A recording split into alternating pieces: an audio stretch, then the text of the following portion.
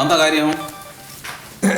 സാറേ, ഓ, എൻ്റെ മകൾ ഇവിടെ പാർട്ട് ടൈം സ്വീപ്പർ ജോലിക്ക് ഒരു ഇന്റർവ്യൂ അറ്റൻഡ് ചെയ്തിരുന്നു. യോഗ്യത ഇല്ല എന്ന് പറഞ്ഞിട്ട് അവളെ മടക്കി പറഞ്ഞയച്ചു. ഓ, അപ്പൊ അതെന്താ കാര്യം എന്നൊന്ന് അറിയാൻ വേണ്ടിയിട്ടായിരുന്നു. യോഗ്യത ഉണ്ടാവില്ല, അതന്നെ കാര്യം. വേറെന്താണ്? എന്നാ സാറ് ഈ രേഖകളൊന്ന് നോക്കൂ. ഇനിയിപ്പോ നോക്കിയിട്ട് കാര്യമില്ല, ഇന്റർവ്യൂ കഴിഞ്ഞല്ലോ. അതെ, എന്നാലും സാർ ആ രേഖകളൊന്ന് വായിച്ചു നോക്കൂ. സാറതൊന്ന് നോക്കൂ. ഓ, ഇത് മറ്റേ കുട്ടി, മറ്റേ മണ്ടോദരി. ഇത് ഞാൻ വായിച്ചു, ഇത് നോക്കിയതാണ്. എന്റെ സാറേ, എന്റെ മകൾക്ക് ജന്മനാൽ ഗർഭപാത്രമില്ല. അതുകൊണ്ട് തന്നെ അംഗപരിമിതയായിട്ട് അംഗീകരിച്ചിട്ട് ആനുകൂല്യം നൽകണം എന്നുള്ളതാണ് ഇപ്പൊ ഈ സർട്ടിഫിക്കറ്റിൽ പറഞ്ഞിട്ടുള്ളത് എന്നുള്ള സാറിന് മനസ്സിലായോ? എനിക്ക് മനസ്സിലായി.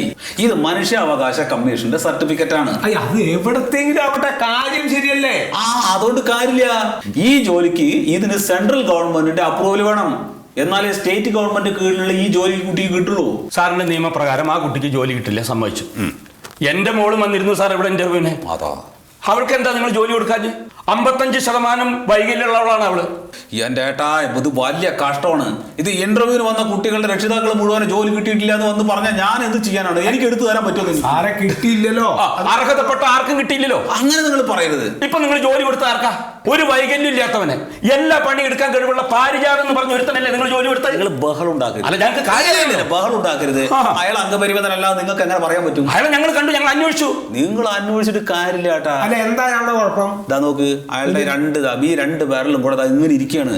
അയാൾക്ക് വേറെ ഒന്നും ചെയ്യാൻ പറ്റില്ല. അയാൾക്ക് എന്റെ മോൾക്ക് പരസഹായം ഇല്ലാണ്ട് ജീവിക്കാൻ പറ്റില്ല. അവൾക്കാണ് ഈ ജോലി കിട്ടിയെങ്കിൽ അവള് രക്ഷപ്പെടില്ലേ സാറേ? കേട്ടാ, നിങ്ങളുടെ കുട്ടിയെ 55% അംഗപരിമിതയാണ്. ആണല്ലോ, അത് ഞാൻ സമ്മതിച്ചു. കണ്ടോ? പക്ഷെ ആ കുട്ടിക്ക് എങ്ങനെ നമ്മൾ ജോലി കൊടുക്കും? അതെന്താ? ആ കുട്ടിക്ക് ജോലി കൊടുത്തു കഴിഞ്ഞ പിന്നെ ഇവിടുത്തെ പണി ആരെടുക്കും? ഞാൻ തന്നെ എടുക്കേണ്ടി വരും. എന്നാ പിന്നെ എന്തിനാവട്ടെ, ആ കുട്ടിക്ക് അതിന് പ്രാപ്തമല്ല എന്ന് വിചാരിക്കുക. എന്തിനാവട്ടെ. ശരി, എന്റെ മകളോ യാതൊരു കുഴപ്പമില്ല, അവളെ അസലായിട്ട് ഈ പണിയൊക്കെ എടുക്കാൻ പറ്റിയായിരുന്നു. എന്താ നിങ്ങൾ കൊടുക്കാൻ? ആ കുട്ടിക്ക് മതിയായ രേഖകളില്ല പറഞ്ഞില്ലേ? കണ്ടോ, അപ്പൊ രേഖകളില്ല എന്നല്ല, രേഖയില്ല. അതന്നെ, അത് മനസ്സിലാവുന്നുണ്ട് സാറേ.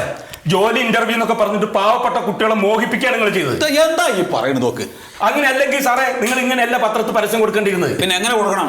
എന്ത് ജോലിയും ചെയ്യാൻ പ്രാപ്തരായ അംഗപരിമിതർക്ക് മുൻഗണന എന്നാണ് കൊടുക്കേണ്ടിയിരുന്നത്.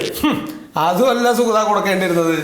സംഗതി ഇതൊരു ജനാധിപത്യ രാഷ്ട്രമാണെങ്കിലും ഈ ജോലി അപേക്ഷിക്കുന്നവർക്ക് ഏതെങ്കിലും രാഷ്ട്രീയ നേതാക്കന്മാരായിട്ടോ മന്ത്രിമാരായിട്ടോ നല്ല സ്വാധീനവും പിടിപാടും കൂടി ഉണ്ടായിരിക്കണം എന്നും കൂടി കൊടുക്കണ്ടായിരുന്നു അല്ലേ സാറേ?